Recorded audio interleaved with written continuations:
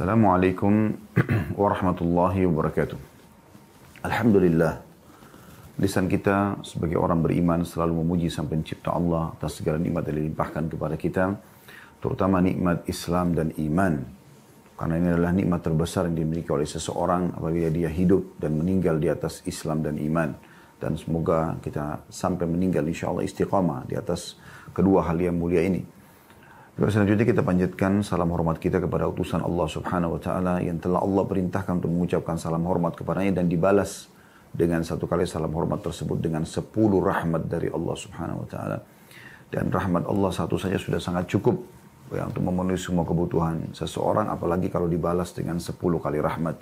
Andai saja dibalik dengan mengucapkan 10 salam hormat kepada orang yang diberikan satu rahmat sudah sangat cukup. Bagaimana dengan satu kali salam hormat lalu dibalas dengan 10 rahmat? Maka sangat wajar setelah mengucapkan Alhamdulillah, kita selalu mengucapkan juga salawat dan taslim kepada Nabi besar Muhammad sallallahu alaihi wa ala alihi wa sahbihi wasallam. Seperti biasa teman-teman sekalian, di hari Senin siang hari jam 13.00, dan itu sudah menjadi jadwal rutin kami di kantor untuk memberikan peluang kepada teman-teman majelis taklim masjid yang kira-kira minta jadwal ya, dan itu temanya tema lepas umum, maka insya Allah kami akan aturkan jadwalnya. Dan hari ini permintaan judul tentang masalah muslimah, maka saya mengatakan judulnya adalah Muslimah Inilah Surgamu. Teman-teman sekalian, judul ini adalah judul yang penting sekali, walaupun kita mungkin belum menyinggung di judulnya secara khusus laki-laki. Tapi kapan disebut wanita, maka laki-laki tidak bisa luput dari itu. Karena wanita pun lahir di muka bumi karena adanya ayahnya laki-laki. Dan ayah itu akan menjadi walinya. Belum lagi dia kalau punya saudara, dia punya paman, ya. Dia punya suami pada saat dia menikah. Dia punya anak laki-laki. Maka di sekitar wanita ini ada laki-laki. Semua hukum yang berhubungan dengan wanita dibutuhkan pula diketahui oleh kaum laki-laki. Hukum haid misalnya, memang wanita lebih membutuhkan. Tetapi bukankah suami juga harusnya mengetahui tentang masalah hukum haid sehingga dia bisa membantu istrinya untuk memahami lebih jauh, untuk mengingatkan sebagai ayah, sebagai saudara, sebagai anak? Jawaban tentu iya. Gitu kan.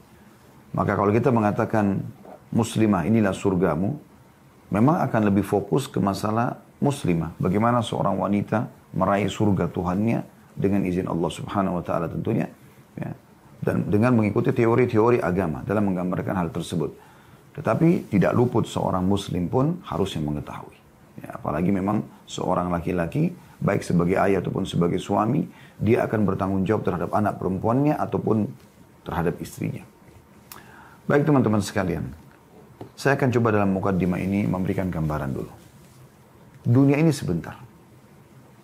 Tidak akan pernah ada orang yang kekal di muka bumi ini. Mustahil. Allah Subhanahu wa taala berfirman tentang nabinya Muhammad sallallahu alaihi wasallam, "In a'udzubillahi minasyaitonir rajim, innaka mayyitun wa innahum mayyitun." Sesungguhnya kau pasti akan mati hai Muhammad, meninggalkan dunia ini, dan mereka pun semua akan mati.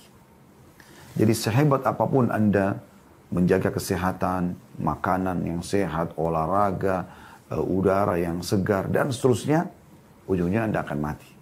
Betul itu bagian daripada ikhtiar dalam kehidupan kita. Ya, menjaga kesehatan, menjaga diri, ya, menikmati nikmat yang sudah Allah berikan dari udara yang segar, rumah yang nikmat, dan rumah yang besar misalnya, dan seterusnya.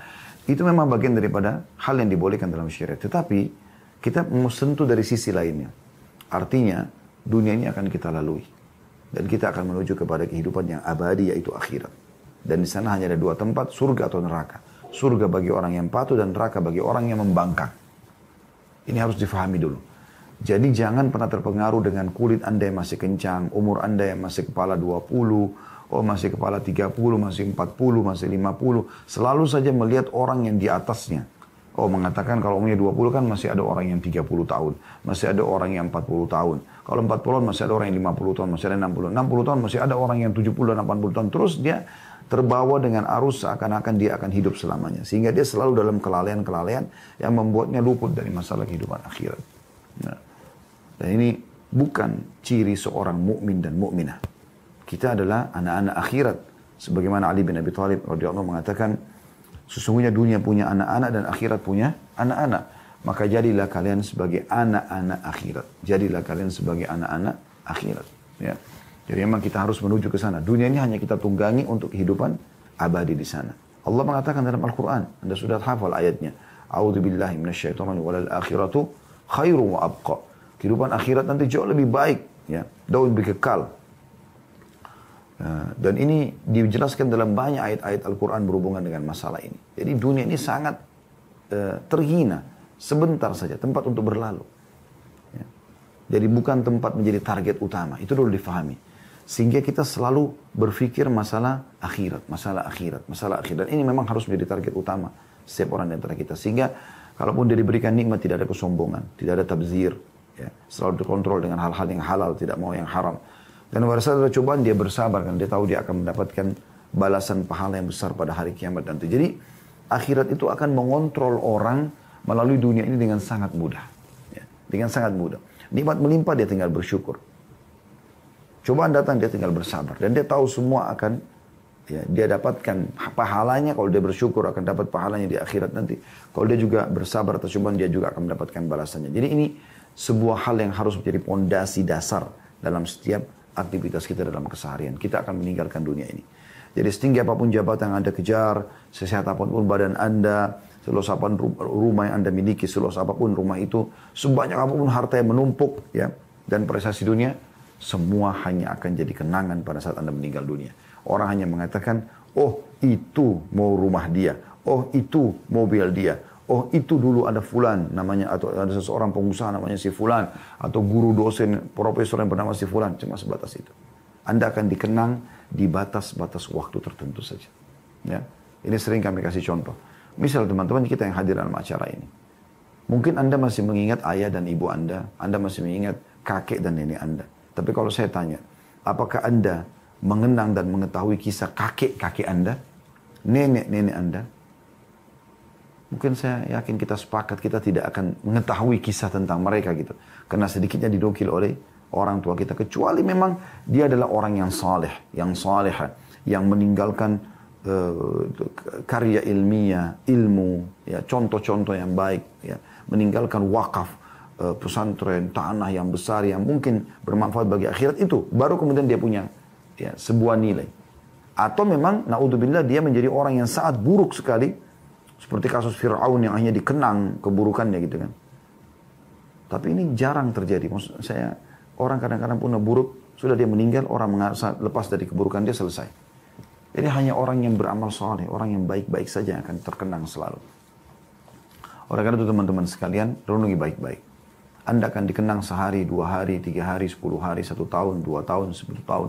Setelah itu, orang akan melupakan Anda. Kecuali Anda punya amal saleh yang memang targetnya adalah akhirat. Baru Allah kekalkan.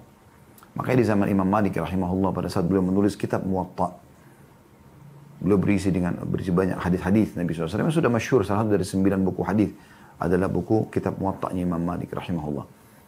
Teman-teman tahu pada saat beliau tulis buku itu, ada beberapa murid Imam Malik datang lalu mengatakan, wahai Imam, hampir semua orang yang selevel dengan Anda, ya, di masa itu ya, juga menulis buku karena tahu Anda tulis buku, dan mereka namakan juga Muwatta. Apa jawaban Imam Malik rahimahullah? Dan terbukti setelah beliau meninggal. Beliau mengatakan, makana lillahi fahuwa baq. Semua yang dibuat atau dilakukan karena Allah, maka itu akan kekal. Subhanallah, ya, sampai sekarang tidak ada satupun kitab Muwatta yang tertinggal kecuali kitab Muwatta'nya Imam Malik rahimahullah. Padahal yang tulis itu para ulama. Ya. Karena mereka bukan tujuannya akhirat, tidak akan kekal. Tidak akan mungkin bisa berbekas. Ya. Oleh karena itu kita harus betul-betul memikirkan masalah ukhrawiyah kita. Masalah akhirat kita menjadi target utama. Sehingga dunia ini kita lalui dengan tujuan yang sana gitu. Jadi bukan di sini gitu. Syekh Utsaimin rahimahullah mengatakan perumpamaan kita dengan dunia ini seperti orang masuk ke WC. Maaf, beliau bahasakan begitu ya. Dia selesaikan hajat lalu kemudian dia pergi. Dan cukup banyak hadis-hadis Nabi SAW berhubungan dengan masalah ini. Kata Nabi SAW, ada apa aku dengan dunia? Ya. Perumpamaan aku dengan dunia seperti seorang musafir yang penat. Kemudian dia istirahat di bawah sebuah pohon. Setelah penatnya hilang lalu kemudian dia pergi. Kata Nabi SAW dalam hadis lain, kun fid dunya ka'annaka qaribun au abirun sabil. Au abirus sabil. Ya. Jadikan dirimu di dunia ini seperti orang yang asing atau orang cuma sekitar lewat saja. Dan Ibnu Umar mengingatkan radhiyallahu anhu, kalau kau tiba di pagi hari, idza asbahta fala tantadhirul masa, jangan kau tunggu sore hari. Belum tentu kau hidup. Wa idza amsayta fala tantadhirus sabah. Dan kalau kau tiba sore hari, jangan tunggu pagi hari, belum tentu kau hidup. Maka orang mukmin selalu targetnya akhirat. Ya. Ini poin pondasi awal dalam pembukaan kita, teman-teman sekalian. Sehingga pada saat kita mau menjalankan sesuatu di muka bumi ini, kita selalu berpikir apakah ini akan menolong saya di akhirat nanti. Apakah ini akan saya dapatkan balasan baiknya di akhirat. Selalu begitu. Mau makan, mau minum, mau berpakaian, mau bergaul, mau bekerja. Semuanya kita hubungkan dengan masalah akhirat kita. Nah ini penting. Ya. Oleh karena itu, di pembukaan kita ini judulnya, wahai muslim inilah surgamu. Kita yang mengingatkan masalah ini. Ya. Tentang masalah bagaimana kita menjadikan akhirat sebagai target utama. Maka semua yang kita akan lakukan dari langkah-langkah hidup kita, dari program-program semuanya menuju ke sana. Yaitu menuju ke surga Allah subhanahu wa ta'ala. Baik, saya akan mulai teman-teman sekalian dengan kriteria ya, wanita ahli surga. Dia akan mendapatkan surganya di dunia dan surganya di akhirat. Kata Ibnu Taimiyah rahimahullah, sesungguhnya di dunia ini ada surga. Ya. Kalau orang tidak mendapatkan surga itu di dunia, maka dia tidak akan mendapatkan di akhirat. Dalam statement lain beliau rincikan tentang masalah majlis ilmu, amal saleh itu adalah surga di dunia. Siapa yang menikmati itu, siapa yang melakukan itu, maka secara otomatis dia juga akan mendapatkan surga yang di akhirat sana nanti. Kriteria pertama, wanita mukminah, wanita muslimah, ya, yang akan menjadi surga bagi dia dunia dan juga akan mendapatkan surga di akhirat nanti adalah memiliki ya, agama yang baik. Ini dia. Ini poin. Memahami tentang hukum halal haramnya Allah. Dia menjadi seorang mukminah yang tidak perlu lagi bertanya tentang hukum haid, hukum nifas, ya, masalah perceraian. Karena dia belajar. Dan disayangkan sekali sedikit di antara mukminah yang poinnya sampai di sini. Mereka berpikir, ya sudah, nanti gampang. Tinggal menikah sama laki-laki soleh, seorang ustadz, ya, seorang syekh, udah nanti saya akan dipandu. Itu pun setelah menikah mereka belum tentu belajar dari suaminya. Banyak kasus terjadi seperti itu. Ya. Kita temukan mungkin suaminya seorang yang alim, tapi istrinya tidak. Karena tidak mengambil ilmu. Ya, tidak mengambil agama yang baik dari suaminya. Bahkan kadang-kadang karena kebodohan dia dan kedangkalan agamanya, dia malah menjadi sebuah beban bagi suaminya yang saleh ini. Itu banyak terjadi kasusnya begitu. Dia bukan menjadi tetangga bantal yang luar biasa. Istri itu tetangga bantal suaminya. Orang kalau mau bertanya dengan suaminya yang saleh atau seorang alim ini susah. Karena harus di waktu lagi pengajian kalau kita sekarang, harus lagi live. Tapi dia bisa bertanya setiap saat. Pasti dia punya nomor khusus suaminya. Pada saat malamnya dia, kalau pun poligami, kalaupun monogami, misalnya dia pas nginap suaminya lagi ada sama dia bisa bertanya setiap saat. Dia bisa coba minta supaya diajarin Al-Quran, diajarin hadis Nabi SAW, diajarin sejarah Nabi, bertanya tentang hukum ini, hukum itu, dia bisa belajar. Maka itu peluang yang luar biasa gitu. Tapi sayangnya banyak orang tidak faham masalah ini. Tentu jauh lebih baik kalau muslimah itu sudah faham ilmu agama. Dia menikah, maka dia tinggal praktikkan ilmu agama tersebut bersama suaminya. Ada sesuatu yang butuh dilengkapkan. Iya. Tapi bukan berarti dia bodoh dalam masalah pahaman agama. Ya. Sehingga dia berpikir yang penting menikah sama laki-laki yang soleh saja. Selesai. Enggak, bukan itu. Perhatikan sabda Nabi SAW berhubungan dengan masalah ini. Ini kriteria wanita yang disebutkan. Ya. Umum tentang masalah pernikahan. Hadis yang sahih. Kata Nabi SAW, tungkahul mar'atu li arba'ah. Wanita umumnya dinikahi karena 4 hal. Ini yang umumnya laki-laki lihat. Ya. Yang pertama, liha. Karena hartanya. Karena wanita kaya jadi orang banyak mau menikahi dia. Pikiran laki-laki ini sederhana. Oh, wanita kaya berarti saya bisa hidup bersama dia. Saya bisa mendapatkan modal dan seterusnya. Itu ada orang menikah seperti itu. Yang kedua kata Nabi SAW, wali hasabiha. Karena jalur keturunannya. Karena dianggap ini adalah orang tuanya baik-baik, maka dinikahilah. Yang ketiga, wajamaliha. Dan karena kecantikannya. Tertarik karena paras wajahnya, kulitnya, postur tubuhnya, dan seterusnya. Dan kata Nabi SAW, yang terakhir walidiniha. Dan karena agamanya. Ya. Ini umumnya orang lihat. Kalau ada orang yang bergabung padanya 4 hal ini. Ada agamanya, ada cantiknya, ada kayahnya, jalur keturunan, itu luar biasa. Tapi kan tidak umum seperti itu. Ada orang kelebihannya punya kekayaan, tapi belum tentu agamanya. Belum tentu juga dia betul jalur nasabnya, mungkin dari hasil zina. Ada orang yang jalur nasabnya bagus, tapi mungkin miskin. Ada orang mungkin yang cantik, tapi dia miskin. Atau jalur nasabnya biasa. Ada mungkin dia kaya, dia cantik, tapi dia kurang agamanya. Nah kan begitu. Apa kata Nabi SAW? Fadfar bidhatid din taribat yadak. Pilihlah yang beragama, ya, maka pasti hidupmu akan bahagia. Jadi yang disebutkan oleh Nabi SAW di sini adalah masalah agama dari semua kriteria ini, dari semua kriteria ini. Walaupun tentu idealnya kalau agama dibungkus dengan jalur nasab yang benar, bagus. Agama dibungkus dengan kecantikan, bagus. Agama dibungkus dengan kekayaan, bagus. Yang penting agamanya. Itu yang paling penting. Ya. Dan hadis ini adalah hadis yang sahih diriwayatkan oleh Bukhari dan Muslim. Ya. Jadi ini poin untuk digarisbawahi. Berarti agama yang didahulukan. Dan sabda Nabi SAW ini untuk semua laki-laki. Jadi kalau laki-laki itu sudah mulai belajar agama, maka dia akan ingat hadis ini kalau dia mau belajar bagaimana mencari kriteria istri yang baik. Karena Nabi SAW menekankan, fadfar bidzatid din. Langsung Nabi fokuskan kepada kriteria yang keempat tadi dalam hadis ini. Cari yang beragama, taribat yadak. Ya. Makna letter-letternya niscaya engkau tidak akan pernah menderita, terhina. Banyak maknanya taribat yadak ini. Jadi di sini disebutkan tentang masalah agama. Perhatikan ada Yahya bin Yahya An-Naisaburi mengatakan bahwa beliau pernah berada di sebelahnya Sufyan bin Uyainah. Ketika ada seseorang menemui Ibnu Uyainah lantas berkata, wahai Aba Muhammad, karena julukan dia Abu Muhammad, ya, aku datang ke sini dengan tujuan mengadukan fulana, maksudnya istri dia sendiri ya. Aku adalah orang yang hina di hadapannya, suka dihina, suka segala macam gitu ya, dianggap remeh. Beberapa saat lamanya Ibnu Uyainah menundukkan kepala, kemudian beliau menegakkan kembali kepalanya, lalu beliau berkata, mungkin dulu engkau menikahinya karena ingin meningkatkan martabat dan kehormatan. Itu niatmu dulu kan? Maka orang itu mengatakan, benar wahai Aba Muhammad. Karena perempuan itu punya kedudukan, punya kekayaan, maka dia nikahi untuk itu. Maka Ibnu Uyainah mengucapkan kalimat yang mulia. Perhatikan teman-teman perkataannya. Man zahaba ilal izzi ubtuliya bidzulli atau bidzilli ya.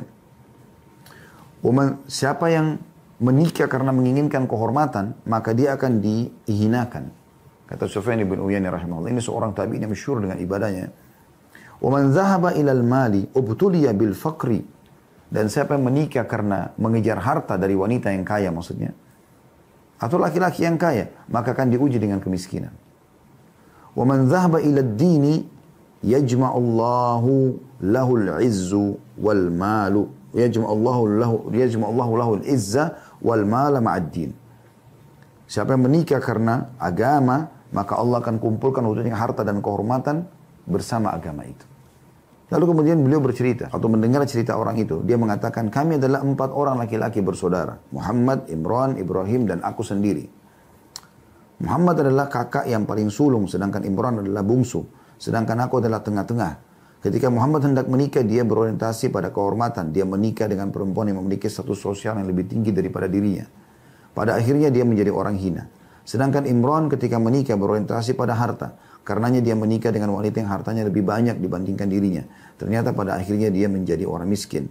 Keluarga istrinya merebut semua harta yang dia miliki tanpa menyisakan sedikit pun untuknya. Maka aku penasaran ingin menyelidiki sebab terjadi kedua hal tersebut. Tak disangka suatu hari Ma'mar ibn Rashid datang lalu bermusyawarah dengannya. Aku ceritakan tentang kasus yang dialami oleh kedua saudaraku tersebut. Ma'mar lantas menyatakan hadis ya, dari Yahya bin Ja'da, dari hadis Aisyah, dari hadis Yahya bin Ja'da dan sabda Nabi SAW.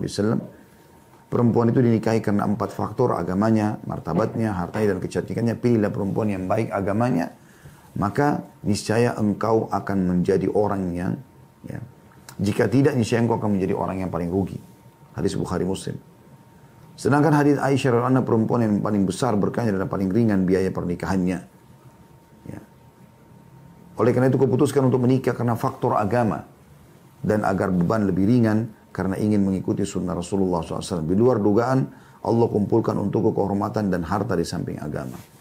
Maaf, ini saya perbaiki kembali. Ini perkataan Sufyan bin Uyainah rahimahullah. Dia katakan kepada orang tersebut kalau beliau bersaudara 4 dan dia beri contoh tentang kakaknya dan adiknya. Yang satu menikah karena kedudukan, ya, makanya dia nikah sama dia terhormat, akhirnya jadi terhina. Yang satu karena yang paling bungsu adiknya menikah karena kekayaan, maka Allah jadikan dia miskin. Bahkan diambil semua hartanya oleh keluarganya. Jadi masalah agama. Teman-teman sekalian, wanita apa yang diinginkan lebih daripada agamanya. Ini yang paling mulia.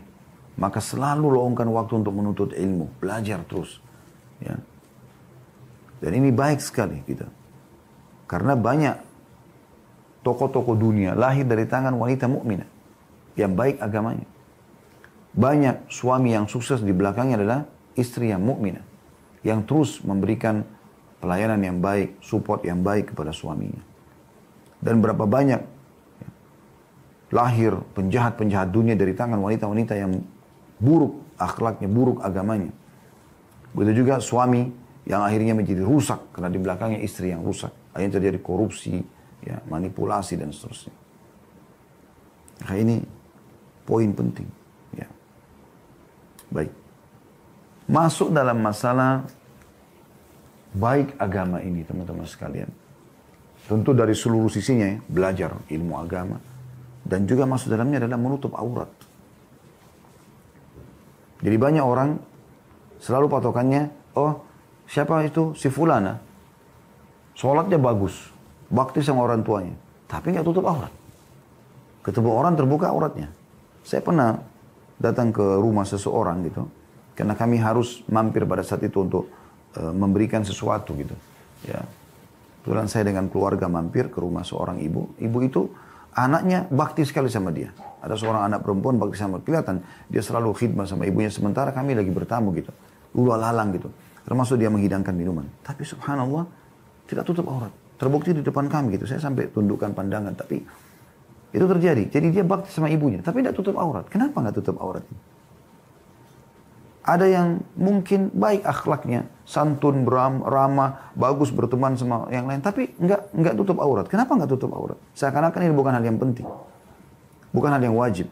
Terlebih lagi ada yang berani mengeluarkan fatwa kalau jilbab itu tutup aurat bukan suatu kewajiban. Bagaimana bisa?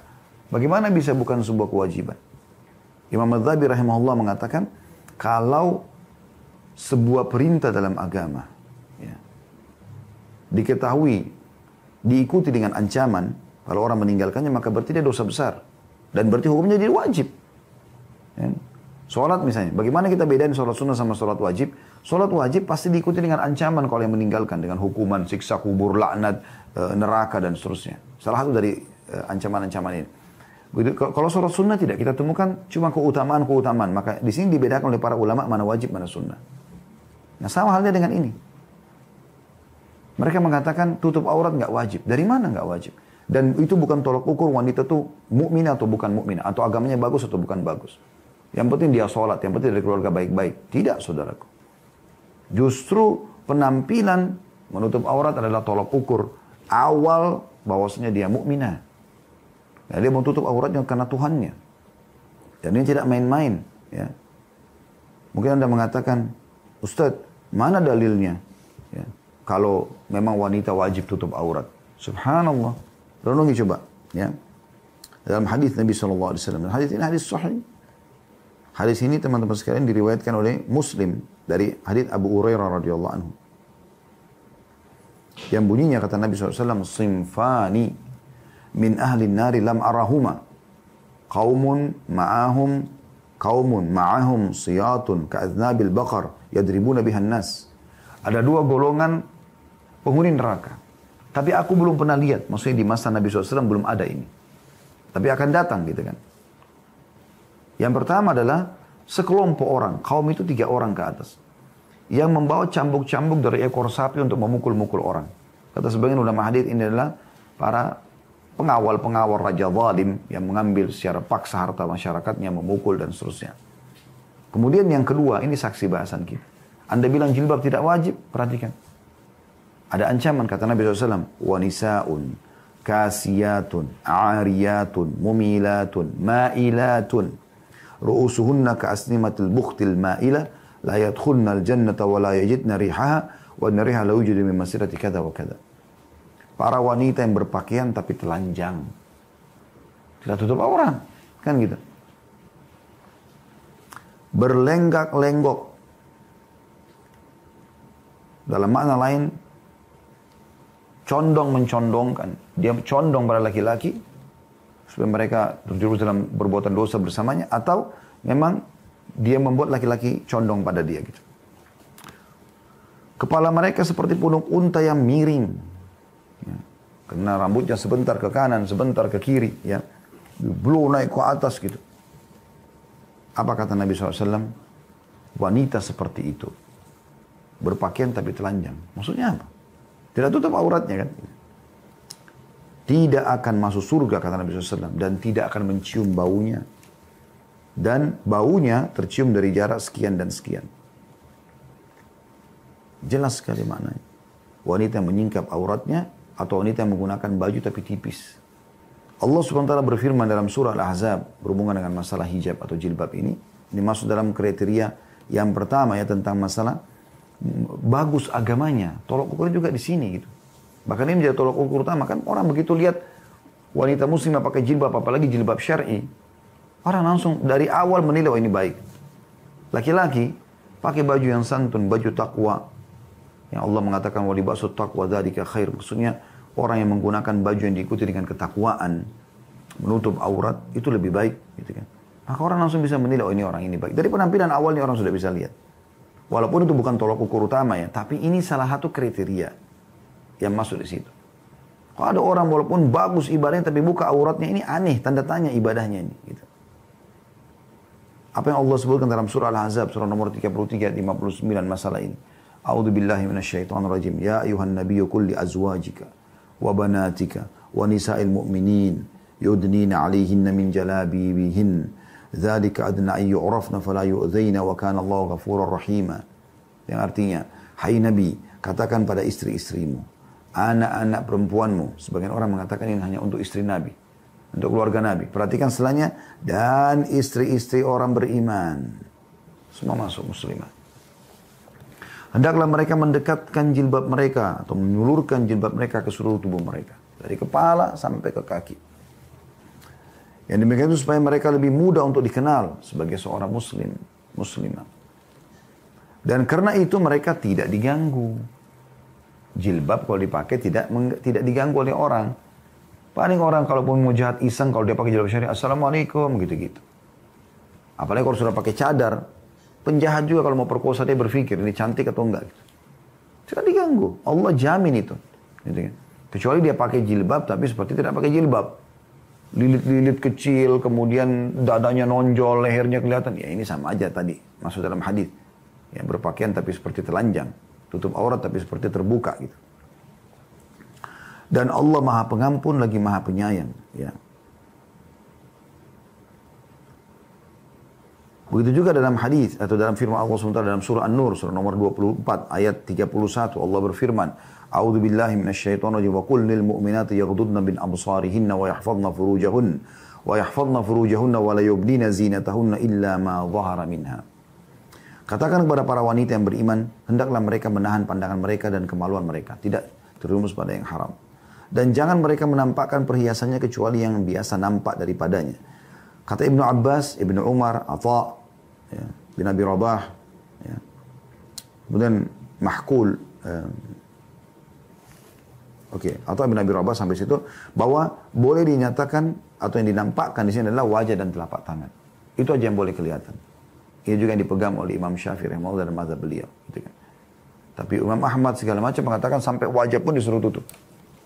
Karena para ummahatil mu'minin menggunakan cadar wajah mereka. Allah juga menyebutkan dalam surah Al-Ahzab, surah nomor 33. A'udzu billahi minasyaitonir rajim wa qarna fi buyutikunna wa la tabarrujna tabarrujal jahiliyatil ula. Dan hendaklah kalian tetap, hai para wanita di rumah kalian, Dan jangan kalian bertabarruj seperti tabarruj orang-orang jahiliyah.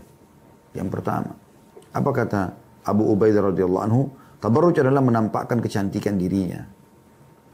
Itu orang-orang jahiliyah begitu. Dan itu yang dilakukan oleh orang-orang non-muslim, ya, di mall, di mana-mana. Memang tampil supaya orang puji. Satu mall kalau perlu puji dia.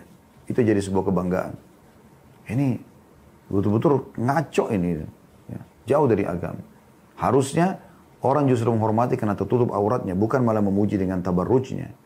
Dengan pamer auratnya. Az-Zujaj mengatakan tabarruj adalah menampakkan perhiasan dan setiap hal yang dapat mendorong syahwat kaum pria. Apapun itu sifat. Itu sudah masuk tabarruj. Makanya sebagian ulama sekarang menjelaskan tentang masalah tabarruj ini adalah misal pakai jilbab. Tetapi ada bros yang besar yang dia taruh yang menyolok sekali. Sehingga mata laki-laki walaupun dia pakai hijab tapi ke situ kan. Mungkin mukanya biasa tapi brosnya membuat dia lebih berubah gitu. Kenapa harus pakai seperti ini? Ini termasuk dilarang gitu. Jangan tabarruj. Biarkan orang melihatmu biasa wahai muslimah. Itu lebih baik. Bukan berarti harus kumuh ya, enggak. Bukan. Tetapi jaga diri. Jangan sampai rusak agamamu wahai muslimah. Kan dari situ. Memilukan sekali dan memalukan sekali. Kalau ada wanita pakai jilbab, tapi pamer depan orang pacaran. Dipeluk-peluk oleh pacarnya, dicium-cium. Suaminya saja nggak boleh depan umum, apalagi kalau orang yang umum. Pacarnya. Kenapa ini? Kenapa dalam kehidupan, dalam rumah tangga seorang muslim dan muslimah, harus ada anaknya dipacari, dan jalan sana-sini dengan pacarnya, dan itu pakai jilbab.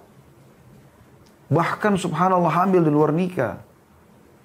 Kenapa? Kenapa pakaian ini tidak membantu Anda menjadi seorang yang baik? Mencoreng nama baiknya pakaian itu. Harusnya pakaian itu sudah cukup membuat Anda malu. Malu kan gitu. Kita kalau pakai kopiah, pakai baju koko, kan malu kalau kita berbuat dosa. Begitu juga dengan wanita. Harusnya malu. Maksud dalam tabarruj ini hati-hati teman-teman. Jangan pakai minyak wangi keluar. Kecuali memang dibutuhkan, misalnya hand body kita pakai segala macam. Ada sedikit parfum kecil, mungkin ditaruh di cadar supaya, tapi tidak keluar. Dia hanya untuk dia supaya tidak pengap juga kalau panas segala macam. Atau mungkin mau ketemu sama muslimah, ketemu sama-sama. Mungkin itu masih ringan gitu, tapi tidak boleh yang menyengat ya. Itu pun lebih baik dihindari. Cukup baju Anda sudah dicuci dengan pewangi segala macam, sudah cukup. Gitu. Tidak perlu Anda menggunakan minyak wangi keluar. Ini banyak orang tidak pahami. Bahkan kalau disampaikan mungkin, oh ini ustadznya kolot nih, masa nggak boleh perempuan pakai minyak wangi di luar? Dengarkan sabda Nabi SAW. Kalau kaum mukminah, dengarkan ini. Apa kata Nabi SAW? Ayyumam ra'atin ista'tarat famarrat ala qaumin liyajidu min rihaha fahiya zaniyah.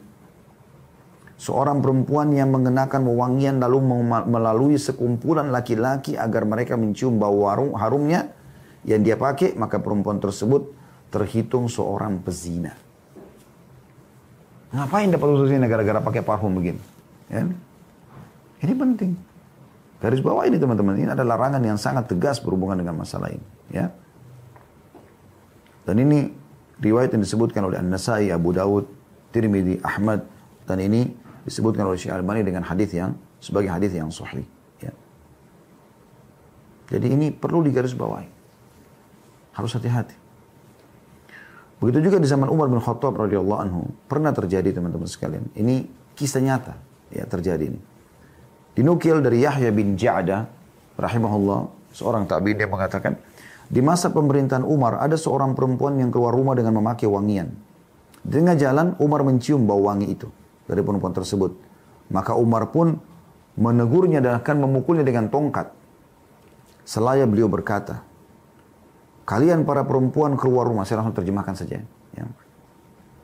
Takhrujuna mutatayyibatin fayajidur rijal. Ya, saya langsung terjemahkan saja. Nah, ada statement cukup banyak. Kalian para kaum perempuan keluar rumah dengan memakai wangian sehingga laki-laki mencium bau wangi kalian. Sesungguhnya hati laki-laki itu ditentukan oleh bau yang dicium oleh hidungnya. Keluarlah kalian dari rumah dengan tidak memakai wangi-wangian. Ini Umar ingatkan. Umar mempraktikkan makna daripada hadis tadi di atas. Ya. Begitu juga pernah Umar bin Khattab dalam satu kisah yang lain mengecek saf tempat wanita sholat gitu. Entah bagaimana mekanisme, tapi beliau mengecek. Intinya begitu. Lalu beliau menemukan tercium bau wangi dari soft wanita. Tapi beliau tidak tahu siapa yang pakai itu. Maka beliau mengatakan, saya langsung terjemahkan saja ya. Seandainya aku tahu siapa di antara kalian memakai wangi-wangian ini, niscaya aku akan melakukan tindakan ini dan tindakan itu. Maksudnya aku akan tegasi dia. Aku akan memukulnya, menghukumnya. Gitu. Hendaklah kalian memakai wangi-wangian hanya depan suami kalian, kata Umar. Jika keluar rumah hendaklah memakai kain yang biasa.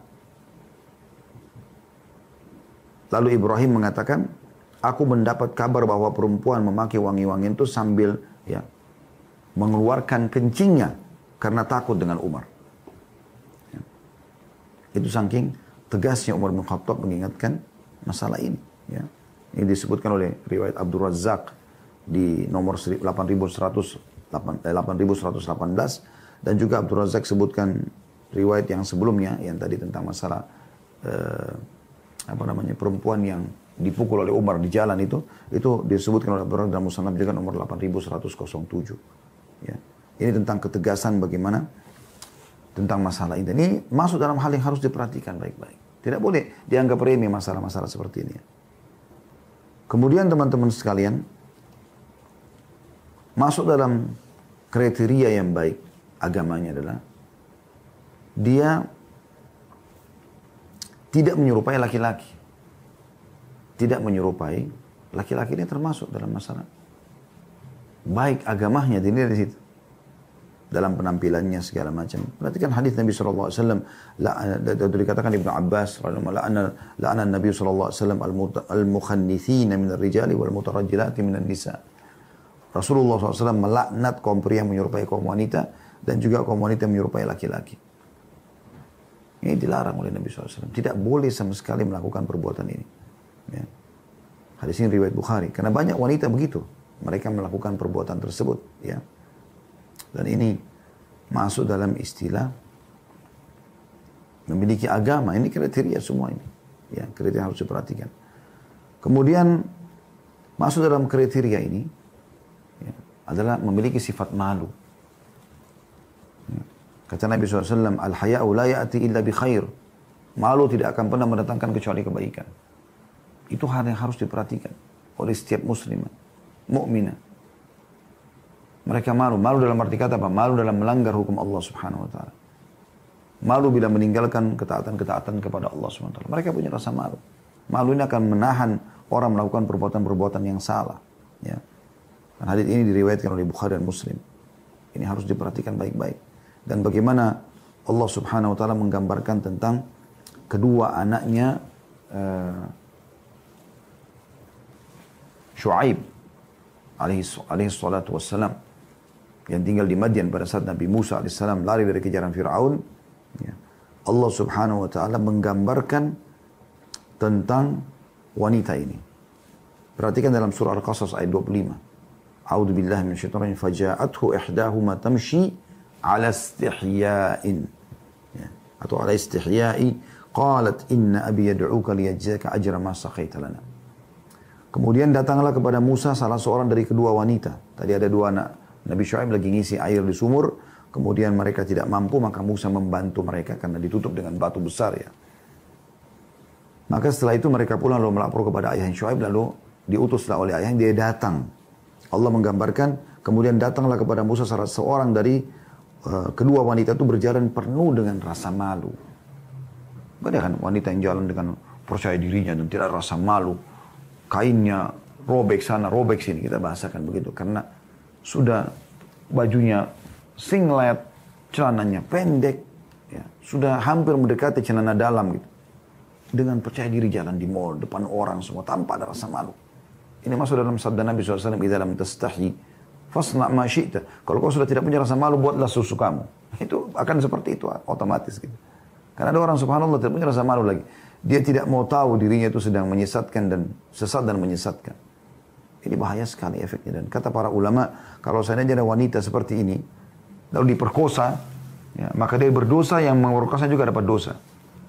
Dia juga dapat dosa karena ada penyebab. Dan beda kalau seorang mukminah yang menjaga dirinya, menutup auratnya dengan rapi, lalu kemudian diperkosa oleh orang dengan cara paksa. Maka dia berusaha berontak, tapi dia tidak bisa selamat. Ini kalaupun terjadi. Ya. maka yang memerkosa dapat dosa, yang diperkosa mendapatkan pahala karena dia menjaga kehormatannya. Dia bukan penyebab. Ayat ini teman-teman sekalian, bagaimana Allah memuji anak Syuaib yang datang kepada Musa alaihissalam sambil malu, punya rasa malu. Umar bin Khattab mengatakan gadis itu menjelaskan tentang yang datang kepada Musa alaihissalam, menemui Musa alaihissalam dengan pakaian yang tertutup rapat juga menutupi wajahnya. Biasanya lihat kalau wanita malu ditutup sama kain, walaupun dia tidak bercadar gitu. Itu menandakan sifat malunya. Ya. Dan ini sebuah hal yang luar biasa yang harusnya menjadi tolok ukur. Gitu. Tolok ukur. Ini kriteria tentang masalah wanita ahli surga, mukminah. Maksud dalam masalah ini teman-teman sekalian adalah betah di rumah. Ini juga ciri wanita mukminah. Wanita rumahan biasa orang bilang. Dan subhanallah wanita yang sudah terbiasa seperti ini sebelum menikah, setelah menikah pun kita lihat dia akan seperti itu. Lebih banyak suka di rumah, aktivitasnya di rumah. Dan ini banyak sekali ya dalil-dalil yang berhubungan dengan masalah ini. Di antaranya firman Allah SWT bisa lihat dalam surah Al-Ahzab ayat 33. A'udzu billahi minasyaitonir rajim wa qarna fi buyutikunna wa la tabarrujna tabarrujal jahiliyatil ula. Ini tadi sudah kita bacakan ayatnya ya. Saya bacakan kembali, dan tinggallah kalian dalam rumah-rumah kalian dan jangan kalian berdandan atau bertabarruj sebagaimana dandanan orang-orang jahiliyah dulu. Kata Ibnu Katsir rahimahullah dalam tafsirnya, hendaklah kalian tinggal dalam rumah-rumah kalian dan janganlah kalian keluar rumah kecuali ada kebutuhan, bukan keinginan. Ini perkataan Ibnu Katsir rahimahullah dalam tafsir Quran Al-Azim, ya, tafsir surah Al-Ahzab tadi ayat 33. Bagaimana ya di sini disebutkan tentang masalah itu. Juga ada orang yang bertanya kepada Saudah istri Nabi SAW radhiyallahu anha, mengapa engkau tidak berhaji dan berumrah sebagaimana dilakukan oleh saudari-saudarimu, para istri Nabi yang lain? Jawaban beliau, aku sudah pernah haji dan umrah, sedangkan Allah memerintahkan aku untuk tinggal dalam rumah. Ya, perawi mengatakan demi Allah, beliau tidak pernah keluar dari pintu rumahnya kecuali ketika jenazahnya dikeluarkan untuk dimakamkan. Sungguh, ya Allah ridho padanya. Ada darurat kalau dia, bukan berarti perempuan tidak boleh keluar, bukan. Tapi tinggal dalam rumah ini teman-teman sekalian sebagian daripada ibadah bagi wanita secara khusus. Laki-laki pun bisa menjadi ibadah. Karena Nabi SAW mengatakan termasuk orang yang mendapatkan rahmat Allah dan beberapa yang dijanjikan. Kata Nabi SAW adalah orang yang tinggal dalam rumahnya, laki-laki ataupun perempuan, sehingga dia jauh dari bahaya orang, kejahatan orang, orang pun jauh dari kejahatan dia. Nanti kita berumah kalau kita darurat, dan pandemi ini mengajarkan kita untuk itu. Jangan selalu teman-teman dari pagi programnya keluar rumah sampai pulang malam. Dan perempuan kalau sudah keluar, ini bahaya sekali. Beda dengan laki-laki, memang Allah ciptakan untuk mencari nafkah. Perhatikan sabda Nabi SAW dalam hadis yang sahih, innal mar'ata aurah. Perempuan itu aurat, kata Nabi SAW. Wa innaha idha kharajat min baitiha istashrafaha syaitan. Dan kalau dia keluar rumah, pasti syaitan akan memata-matainya. Sebagian ulama hadis mengatakan istishraf itu artinya kalau orang Arab itu mau lihat ini makna bahasanya, kalau dia mau lihat sesuatu dengan teliti, dia taruh telapak tangannya di atas keningnya ya untuk melihat dengan jelas, seperti itu namanya istishraf. Maka dia katakan istishraf syaitan. Syaitan memantau dia, begitu keluar rumah langsung dipantau. Keluar rumah, berarti dalam rumah tidak. Gitu kan? Di luar rumah ini, begitu keluar langsung syaitan sudah memantau dan mengatur program. Fatakul ma ra'ani ahadun illa a'jabathu. Maka syaitan akan membisikkan kepada dia. Ya, akan mengatakan kepada dia, tidak ada seorang pun yang melihatku kecuali pasti akan kagum kepadaku. Ya. Terus dibuat begitu. Syaitan buat dia terhiasi dengan itu. Lalu kata Nabi SAW, wa akrabu ma takunu ilallahi idza kanat fi qa'ri baitiha. Dan ketahuilah paling dekatnya wanita itu dengan Tuhannya pada saat dia berada di tempat yang paling dalam dari rumahnya. Coba bayangkan. Yang paling dalam dari rumahnya. Itu kan luar biasa itu. Ya. Bagaimana penyebutan Nabi SAW dalam masalah ini. Rumah. Ya. Hadis ini riwayatkan Ibnu Khuzaimah dan disahihkan oleh Syekh Albani. Ini semua kriteria-kriteria yang luar biasa gitu. Dan sebelum dia menikah, termasuk dalam masalah ini adalah dia juga bakti sama orang tuanya. Ya. Dia bagaimana membantu ibunya, belajar dari pengalaman ibunya membersihkan rumah, masak, melayani suami. Ya. Di sini tentu adalah ayah si anak perempuan ini ya. Kemudian bagaimana juga dia belajar melayani suami, ayahnya, memenuhi kebutuhan, membantu ibunya, membawakan makanan, minuman. Ayahnya butuh sesuatu, dia layani. Ya, sehingga nanti kalau dia sudah menikah, dia tidak asing lagi untuk bisa menjadi orang yang ya, melayani suami. Seperti itu kurang lebih. Ya. Kemudian teman-teman sekalian, kriteria yang kedua, yang mungkin ini kita tutup dengan ini ya. Kriteria kedua ini tentang masalah wanita ahli surga. Maksudnya saya simpulkan saja. Yang pertama baik agamanya dengan beberapa poin tadi. Yang kedua ini adalah menikah dan menjadi wanita atau menjadi istri yang salihah. Kriteria yang kedua, teman-teman sekalian, wanita ahli surga. Dan ini untuk mendapatkan surga dunia dan surga akhiratnya sebagaimana sudah kita jelaskan tadi. Yang pertama tadi sudah banyak lebar kita jelaskan agamanya bagus ya. Yang kedua ini adalah menikah dan juga menjadi seorang istri, berstatus istri dan kemudian berkembang menjadi status ibu ya. Ini termasuk harus menjadi target utama setiap muslim. Tidak akan bisa dinilai poin pertama agama seseorang itu baik juga tanpa ada status ini. Walaupun memang kalau ada orang yang belum menikah, mungkin ya, karena ada hambatan-hambatan dari sihir ataupun jodohnya belum datang, itu mungkin. Tapi subhanallah, ini jarang terjadi. Allah Maha Kuasa. Ada saja calon suami yang datang. Yang penting teman-teman, tolak ukurnya adalah hadis Nabi SAW. Perhatikan baik-baik wahai muslim. Ya. Karena dengan engkau berstatus istri, maka ini engkau sudah mulia. Kalau ada wanita, misal dia cantik, berpendidikan, kaya raya. Tapi pada saat ditanya, sudah nikah belum? Jawabannya belum. Jatuh di mata orang, subhanallah. Kalau ada orang mungkin miskin, biasa mungkin mukanya juga pas-pasan, biasa mungkin kita lihat begitu ya. Tapi subhanallah, dia jalan sambil pegang anak. Orang tanya, anaknya bu? Iya. Langsung orang muliakan, orang hormati. Status istri, apalagi status ibu. Gitu kan. Seperti itu. Jadi ini memang sesuai dengan sabda Nabi SAW. Idza atakum man tardawna dina wa khuluquhu fa'ankihuhu. Kalau datang kepada kalian yang telah kalian ya, sukai agama dan akhlaknya, maka nikahkan dia dengan putri kalian. Dalam sabda Nabi SAW yang lain, hadis ini tentu riwayatkan Tirmidzi dengan sanad hasan. Hadis yang lain, idza ja'akum man tardawna dinahu wa khuluquhu fazawwiju. Kalau terdatang kepada kalian wahai para wali dan wahai para wanita yang kalian ridhoi agama dan akhlaknya, maka nikahkan dia. Ya. Jadi memang ada perintah untuk itu. Menikah, segera nikah. Jangan ditunda-tunda gitu. Jangan bilang, oh mungkin nanti ada laki-laki yang lebih baik. Tidak usah. Kriteria sudah jelas. Beragama dan akhlak. Bukan kaya, bukan tampannya. Tapi itu yang didahulukan. Bagaimana dia beragama. Kelihatan, sholat 5 waktunya. Ya, bakti sama orang tuanya. Beragamanya dari penampilannya. Ya, dia rajin untuk ilmu. Ini semua kriteria yang sudah cukup. Gitu kan. Dan akhlak, santun, ramah, ya, dalam kehidupan masyarakat itu aja disuruh cari oleh Nabi SAW. Yang lain tidak disuruh cari. Apakah dia titelnya S2, kah S3, kah profesor, kah kaya raya, kan tidak ada semua itu. Yang penting agamanya dan akhlaknya. Karena itu akan menjadi bekal utama, dia akan menjadi suami yang terbaik untuk si wanita tadi. Kalau ada yang mengatakan, tapi kan Ustaz dia miskin. Bagaimana caranya? Nabi SAW sudah janjikan. Apa kata Nabi SAW? Ya. Salasatun haqqun 'ala Allahi a'unuhum. 3 orang yang pasti Allah akan bantu mereka, tolong mereka. Salah satu dari 3 tersebut, al-mutazawwiju yuridul afaf.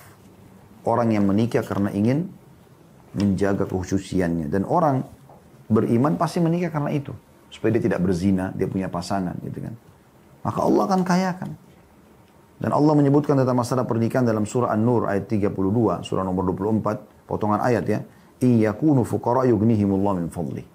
Kalau mereka miskin, dan mereka menikah dengan benar, maka mereka akan dikayakan oleh Allah Subhanahu wa taala.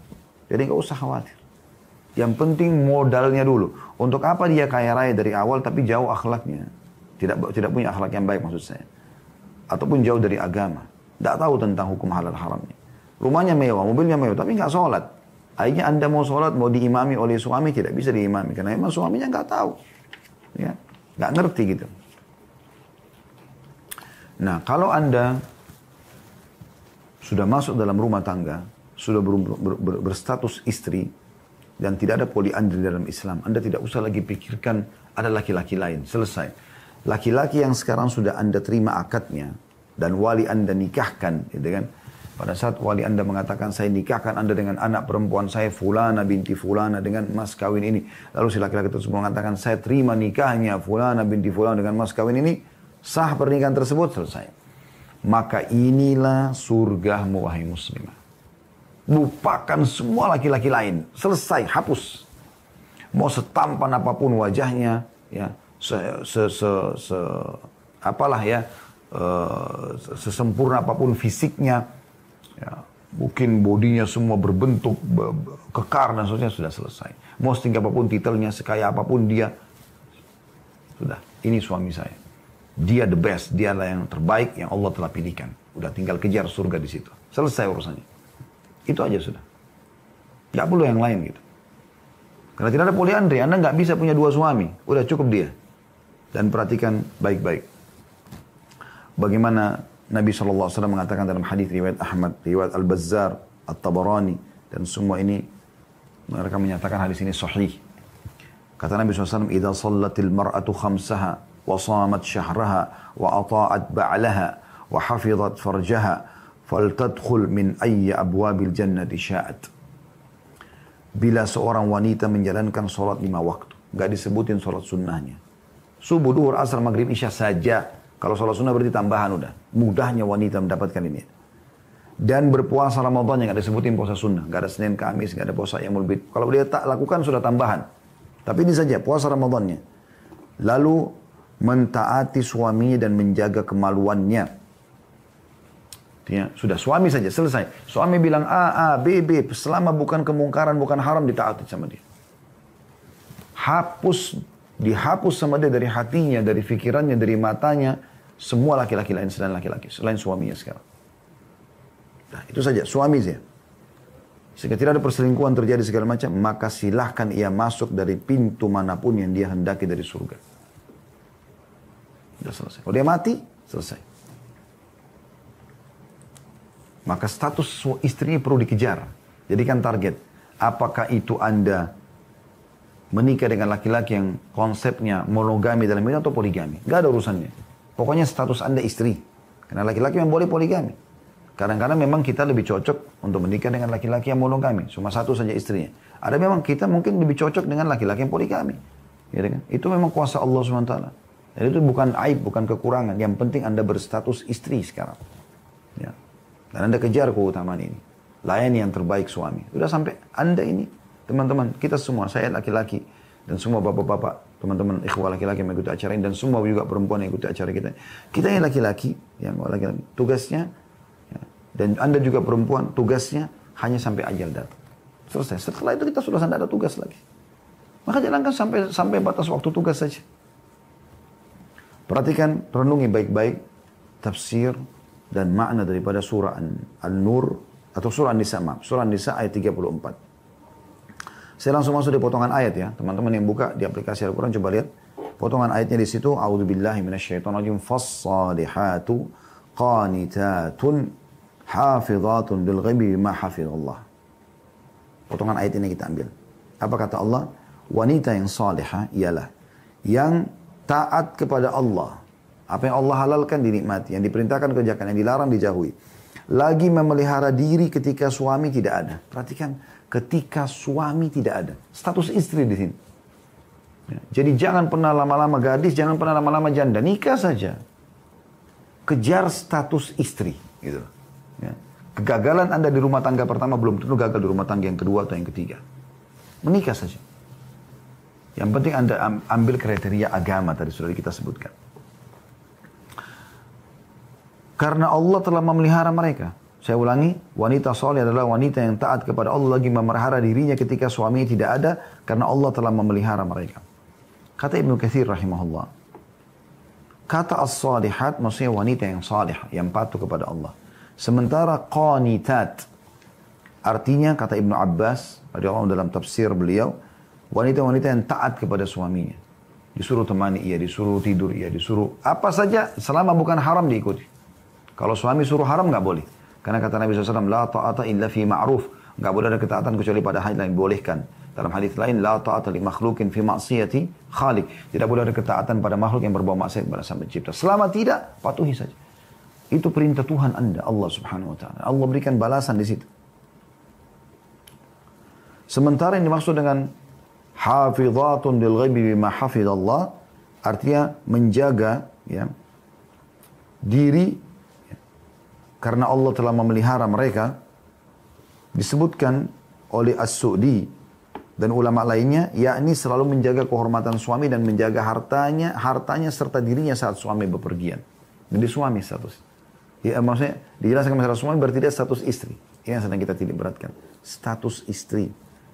Atha dan Qatadah juga rahimahumullah mengatakan, artinya mereka selalu menjaga harta suami. Amanah rumah. Tidak ada sendok yang hilang, tidak ada yang rusak, tidak ada yang pecah. Kecuali darurat betul-betul terjadi baru dia minta maaf sama suaminya. Dijaga itu.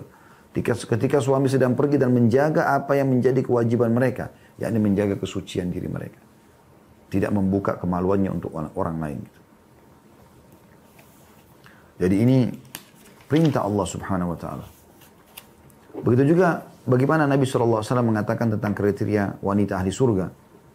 Beliau mengatakan wanita ahli surga adalah allati tasurruhu idza nadhara wa tuti'uhu idza amar. Pada saat beliau ditanya tentang masalah wanita terbaik, wanita ahli surga. Kata Nabi SAW, yang selalu menggembirakan bila dilihat oleh suaminya. Di sini oleh suami. Jadi dia status istri. Wa tuti'u idza amar, dan dia selalu patuh kalau diperintahkan. Wala tukhalifu fima yakrah fi nafsiha wa malihi. Dan tidak pernah melakukan hal yang tidak disukai suami pada dirinya dan juga harta suami. Ini yang disebutkan kriterianya.